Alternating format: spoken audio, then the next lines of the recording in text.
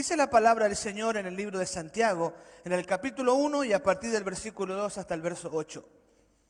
Amados hermanos, cuando tengan que enfrentar problemas, consideren como un tiempo para alegrarse mucho. Porque ustedes saben que siempre que se pone a prueba la fe, la constancia tiene una oportunidad para desarrollarse. Así que dejen que crezca, pues una vez que su constancia se haya desarrollado plenamente, serán perfectos y completos y no les faltará nada. Si necesitan sabiduría, pídansela a nuestro generoso Dios, y Él se la dará, no los reprenderá por pedirla. Pero cuando se la pidan, asegúrense de que su fe sea solamente en Dios. Y no duden, porque una persona que duda tiene la lealtad dividida y es tan inestable como una ola del mar que el viento arrastra y empuja de un lado a otro. Esas personas no deberían esperar nada del Señor. Su lealtad está dividida entre Dios y el mundo y son inestables en todo lo que hacen. Padre, bendecimos tu presencia aquí con nosotros. Gracias por este tiempo que podemos estar delante de ti, aquí y en nuestras casas, donde tu presencia habita. Estamos unidos, Señor, a través de toda la tierra, delante de tu presencia. Y nos unimos con la iglesia en todo el mundo, Señor, proclamando tu señorío, tu grandeza y tu poder. Oramos, Señor, para que el renuevo de tu Espíritu Santo sea sobre todos nosotros. Los que estamos aquí, los que están lejos, puedan ser revestidos de tu presencia, llenos de tu poder. Y Padre, que en tu gracia, tu Espíritu Santo pueda llevar la palabra a lo profundo del corazón. Señor, que pueda romper, Señor, toda idea, todo pensamiento, todo cálculo que se opone a la revelación de tu palabra, Señor. Libéranos, Señor, de nuestros propios errores, de nuestras creencias equivocadas y llévanos cautivos en obediencia a Cristo. Que hoy tu palabra ministre en nuestras vidas y nos impulse, Señor, a vivir esa vida que tú has pensado para nosotros. Que nos quite, Señor, de la angustia, de la desesperación, de los problemas y nos lleve a la vida gloriosa que tú has pensado para quienes te aman. Oramos, Padre, en el nombre de Jesús. Amén. ¿Qué te falta? Es la pregunta que quiero hacerte en esta mañana. Los que sufrimos de alguna manera en la pandemia del COVID-19, debiéramos preguntarnos qué nos falta.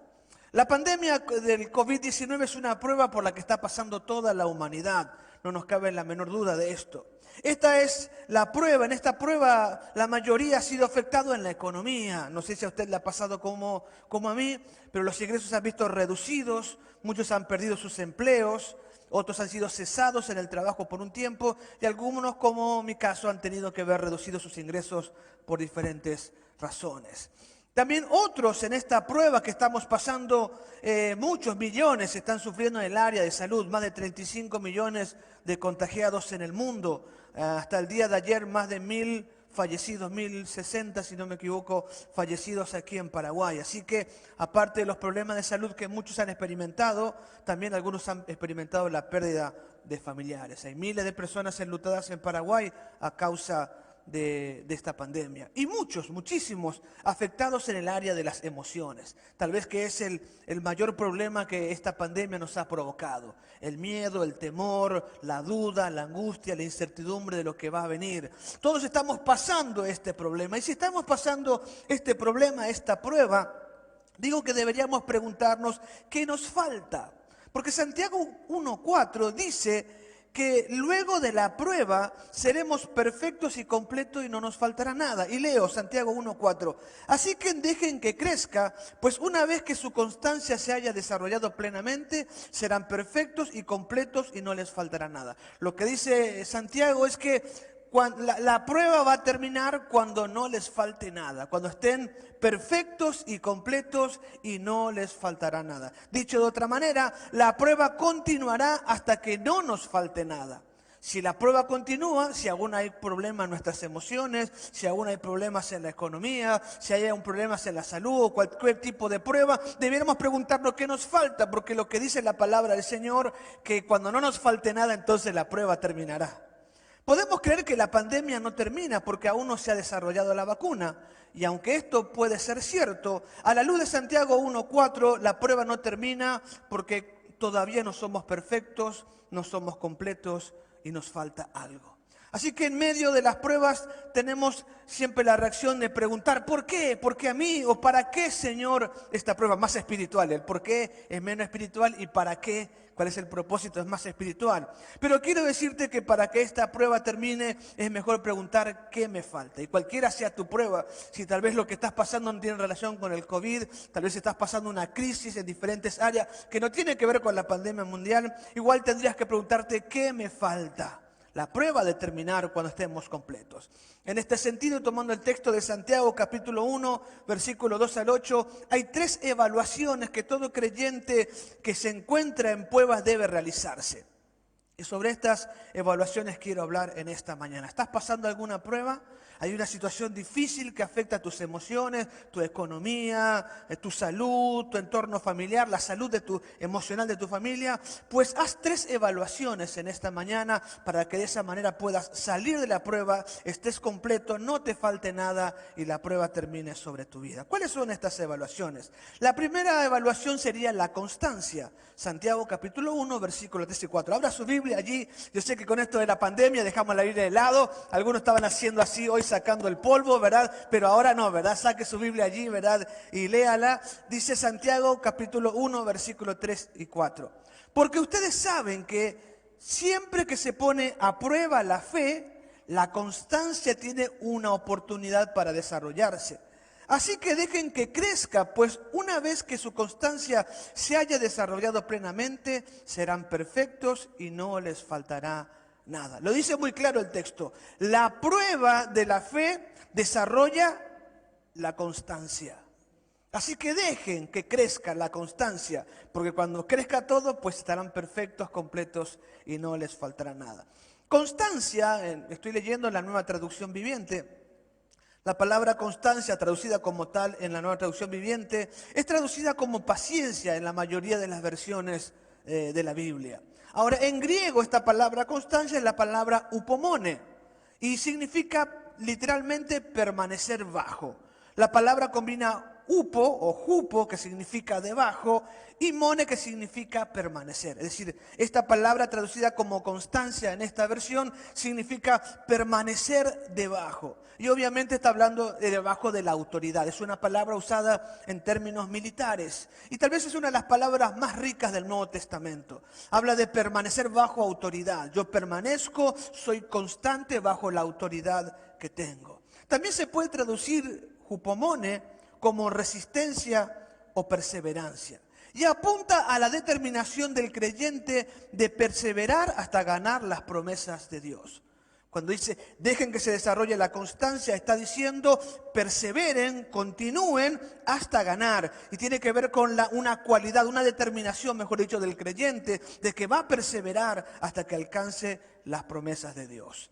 Jupomone o constancia describe la capacidad de continuar en pie bajo circunstancias difíciles, no asumiendo una complacencia pasiva y bueno, vaya ya pota, no podemos hacer nada. No está hablando de una perseverancia pasiva o angustiosa o quejumbrosa, sino con entereza que resiste activamente ante los inconvenientes y el fracaso.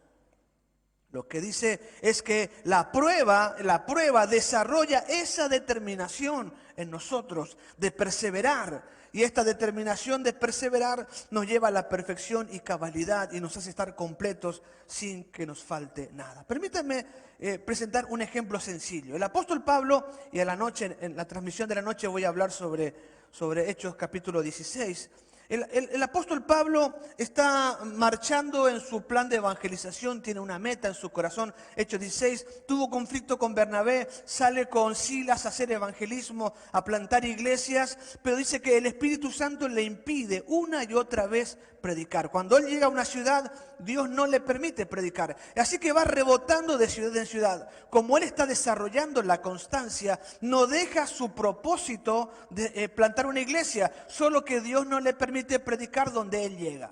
Llega a una ciudad, Dios le impide, entonces prueba en otra. No puede entender tal vez por qué no está pasando lo que él espera. Sin embargo, continúa en aquella tarea. Las puertas se cierran y él sigue golpeando las puertas de una ciudad tras otra. Hasta que finalmente Dios se le revela, le habla en un sueño y ve que un varón macedonio le dice, pasa aquí y ayúdanos. Y Pablo entiende que no tenía que predicar en Asia Menor, sino que tenía que plantar la iglesia en Europa. Así es que Pablo va a Europa, por fin, parece que la prueba terminó, porque hace meses que está trabajando y no tiene ningún resultado, pero él tiene constancia, persevera a pesar de las puertas cerradas.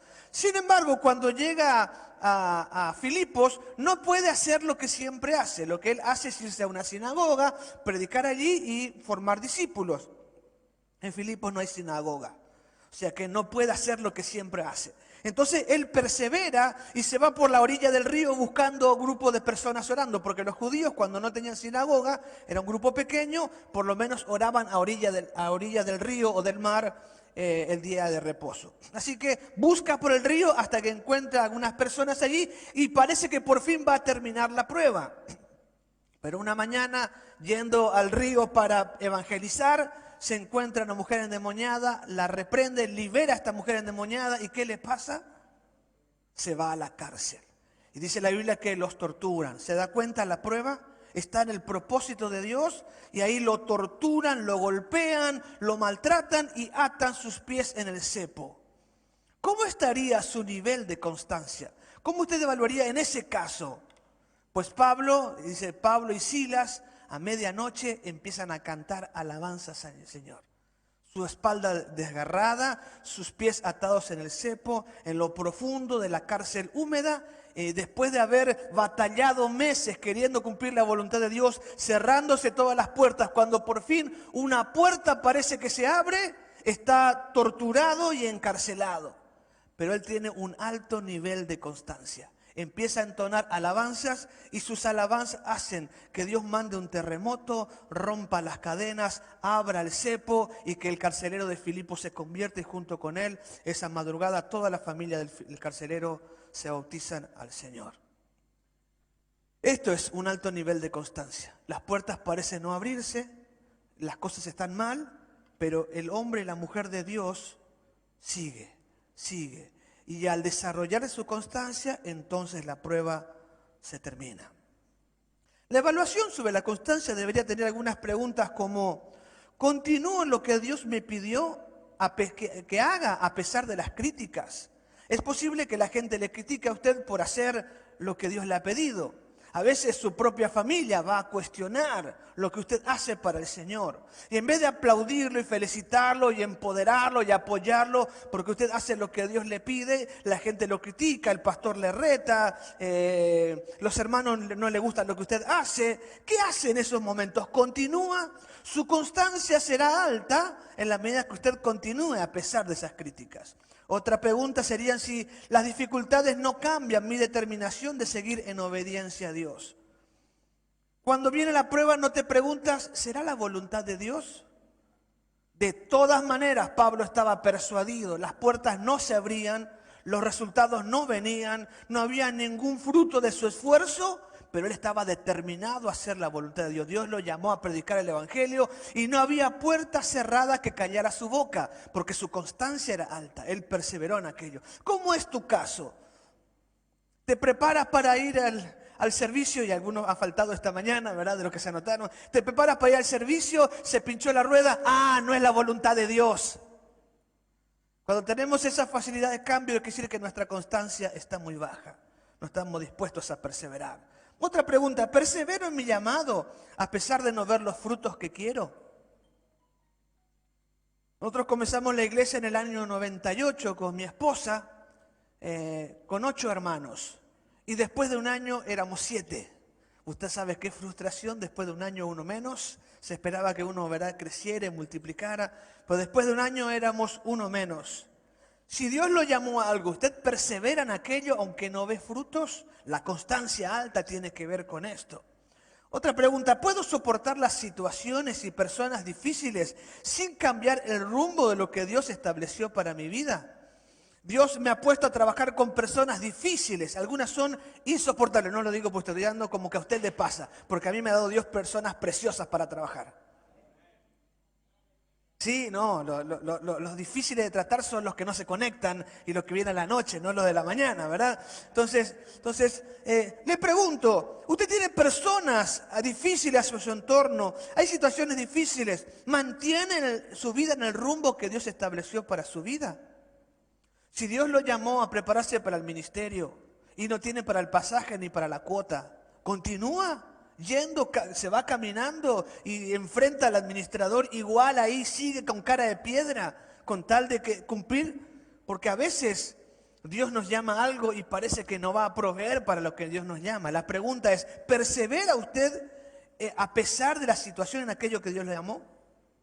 Si las respuestas son negativas, ya tienes tu propia respuesta de por qué no termina la prueba. Tu nivel de constancia es bajo.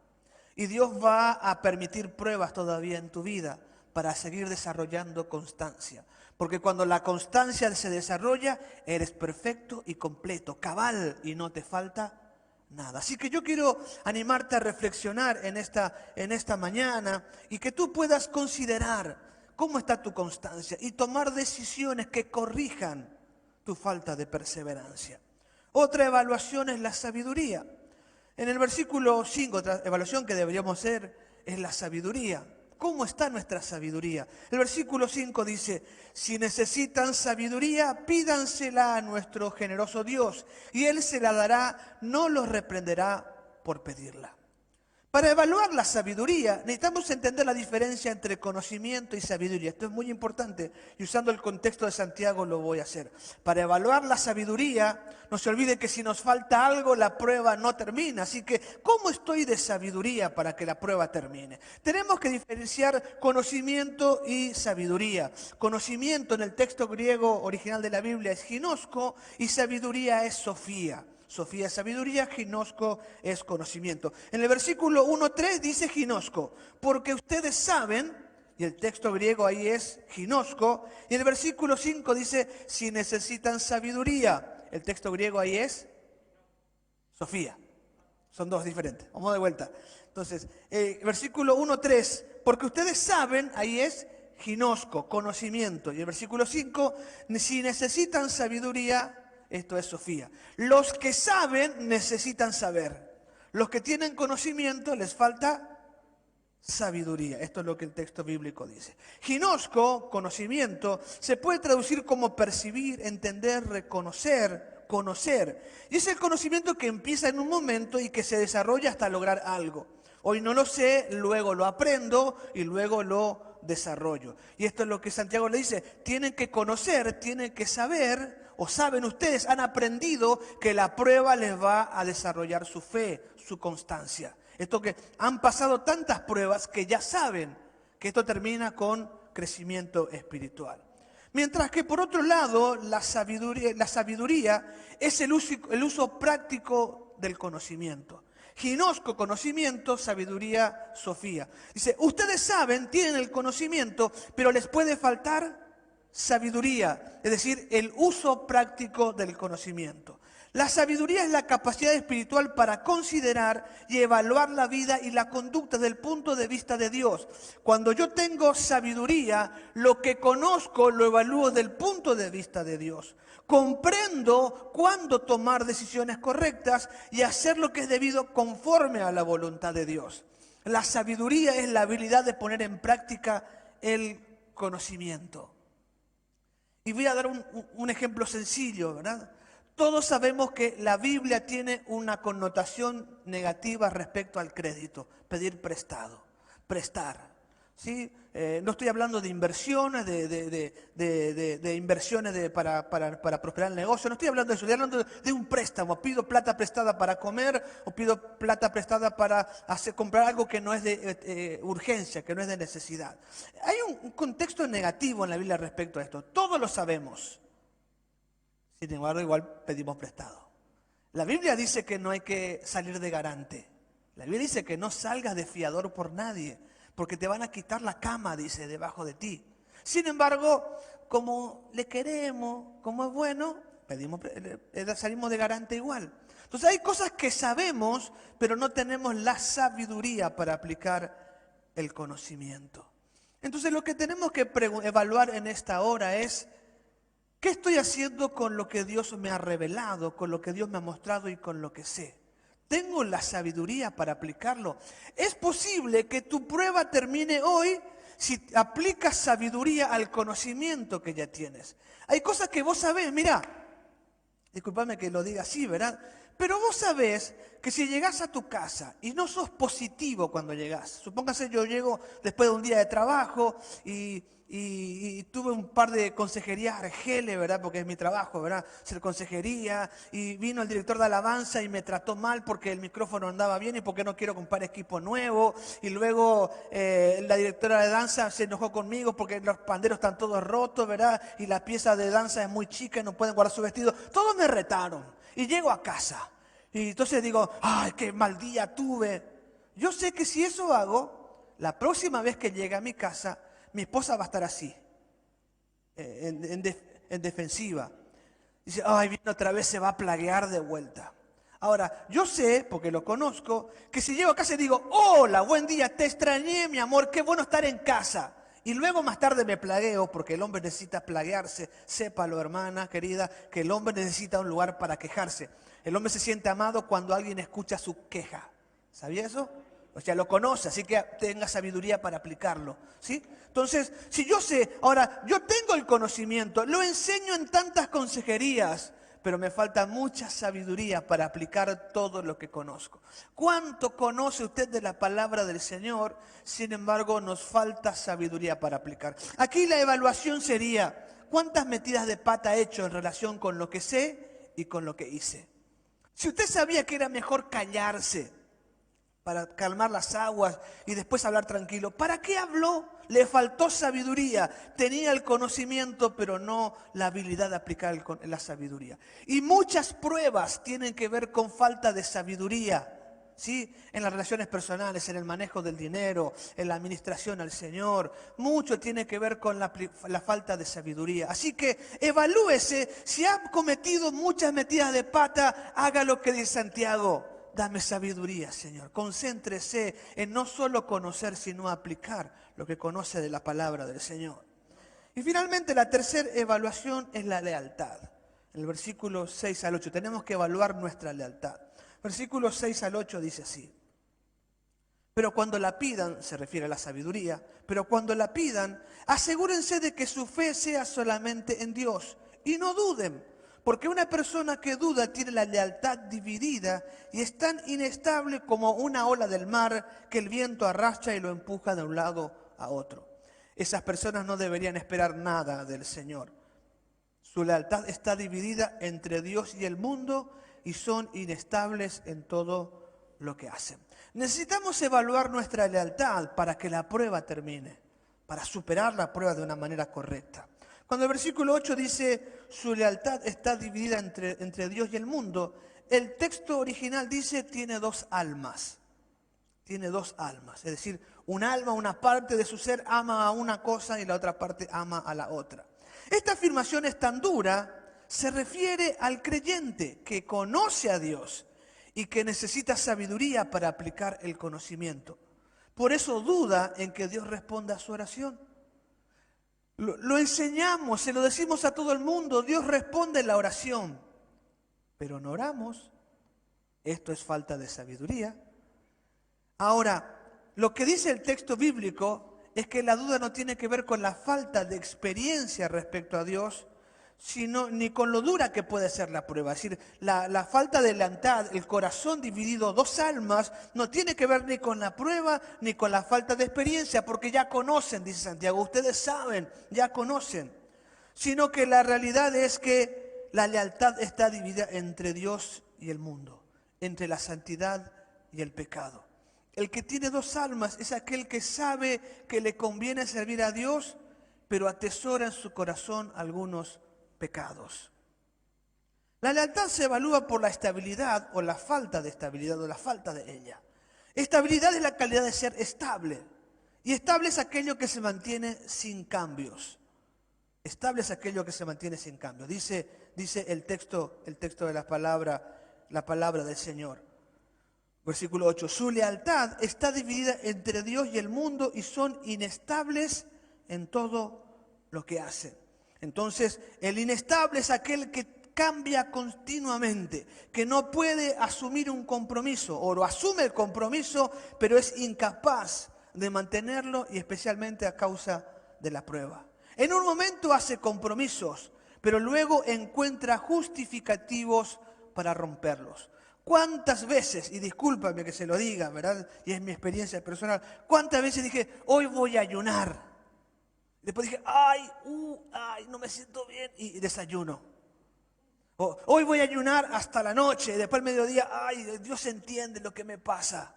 O sea, hago un compromiso, pero mi alma está dividida entre querer agradar a Dios y querer agradar a la carne, a mi propio cuerpo, a mi propio ser. Hacemos compromisos, pero encontramos justificativos para romperlo. En el primer año de Litad, varios hermanos entramos a estudiar juntos. Y la verdad que la mayoría estábamos en el mismo problema, ¿verdad? Sohue de lo último, ¿verdad?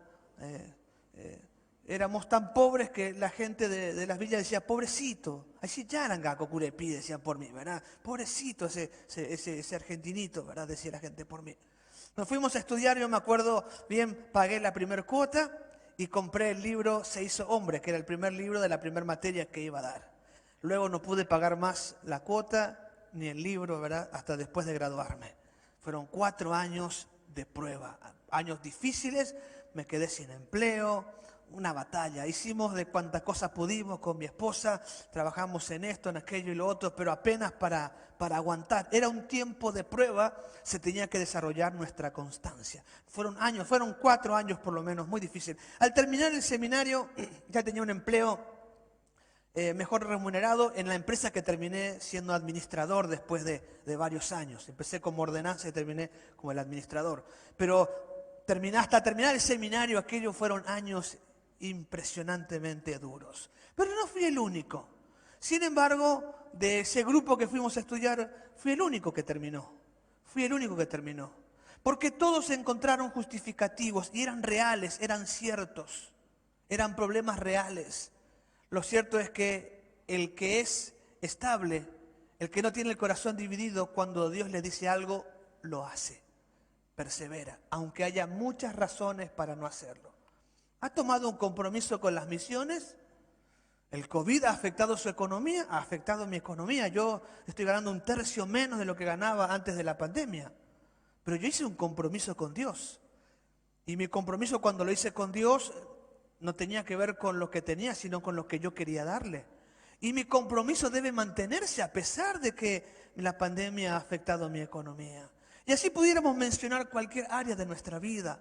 En la relación matrimonial, es increíble cómo viene a explicarme todos los problemas de su esposa.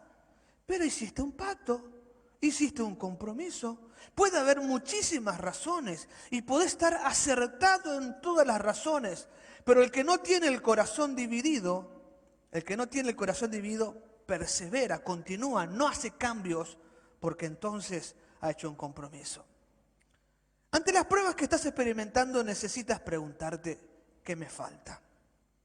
Tal vez la constancia no se desarrolló aún en tu vida. O quizás es mucho lo que sabes, pero sigues sin la sabiduría para aplicarlo en tu vida. O es posible que tengas el corazón dividido entre Dios y el mundo. Cuanto antes evalúes, entonces antes serás perfecto y cabal delante de Dios. Y todas las pruebas experimentadas tendrán valor y sentido. Serás mejor. No voy a prometerte que acabarán las pruebas, porque todavía habrá algo en tu vida que te falte. Pero mientras demores la evaluación, mientras no puedas pararte delante de Dios y preguntarle, ¿qué me falta? Y evalúes tu constancia. Y puedas evaluar tu constancia delante del Señor y la sabiduría para aplicar el conocimiento que tiene de Él. Y hasta que no evalúes tu lealtad, la prueba será un peso difícil de soportar. Te va a quitar todo el gozo. ¿Y sabe qué? El corazón dividido te llevará a apartarte de Dios y sus propósitos para su vida.